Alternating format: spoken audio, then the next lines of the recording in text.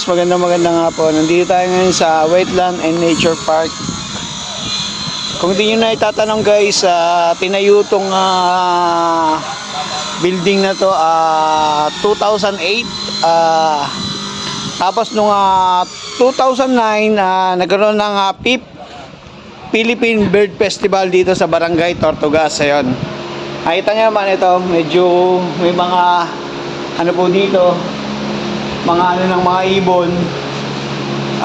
Try natin kausapin si Kuya Alan dito para malaman natin yung istorya ng Wetland and Nature Park. Eto, kausapin natin si Kuya Alan.